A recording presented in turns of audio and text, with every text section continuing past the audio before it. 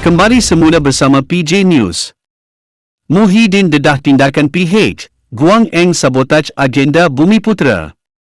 Bekas Perdana Menteri, Tan Sri Muhyiddin Yassin malam tadi mendedahkan bagaimana DAP menerusi Lim Guan Eng mensabotaj agenda Bumiputera ketika menjadi Menteri Keuangan Kerajaan Pakatan Harapan yang memerintah selama 22 bulan sebelum ini.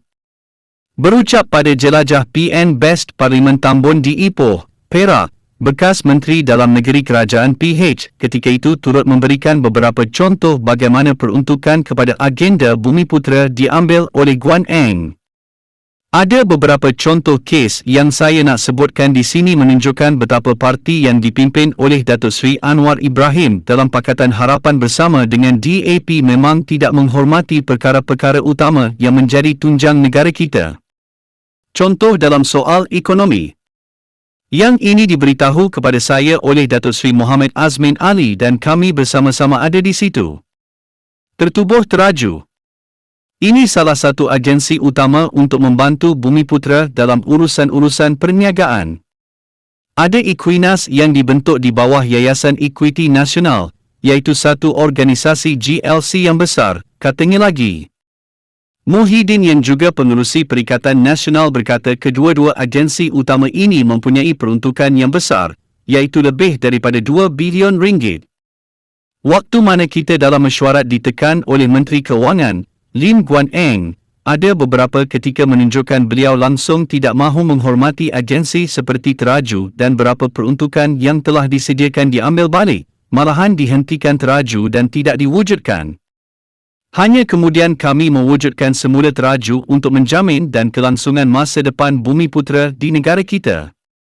Begitu juga Equinas yang telah pun ditubuhkan oleh kerajaan terdahulu dengan peruntukan sebanyak 2 bilion ringgit. Guan Eng buat keputusan supaya peruntukan 2 bilion ringgit itu diambil balik oleh Kementerian Keuangan.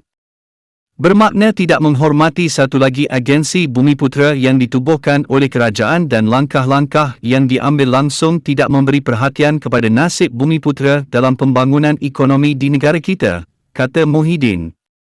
Beliau juga berkata terdapat beberapa lagi tindakan melampau dan bercanggah dengan dasar negara, terutama dari segi pembangunan usahawan Bumiputera, diambil oleh Guan Eng dan DAP. Muhyiddin juga mengingatkan masyarakat Cina bahawa Guan Eng juga menarik balik peruntukan yang disediakan kerajaan sebanyak 300 juta ringgit kepada Universiti Tun Abdul Razak yang ditaja oleh MCA untuk pembangunan pendidikan tinggi dalam kalangan bukan Melayu.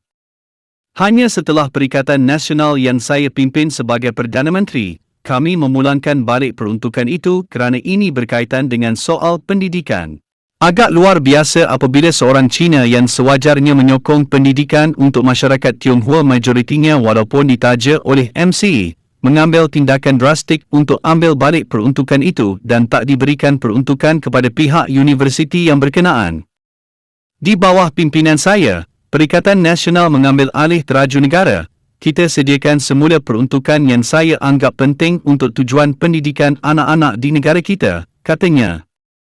Muhyiddin berkata banyak lagi contoh-contoh yang dilakukan DAP dan PH ketika parti itu menjadi kerajaan, termasuk usaha untuk menghapuskan akta hasutan. Oleh itu, sewajarnya pengundi semua kaum, termasuk Melayu, Cina dan India, memilih Perikatan Nasional dalam PRU15 pada Sabtu ini supaya dapat menubuhkan sebuah kerajaan persekutuan yang prihatin, bersih dan stabil.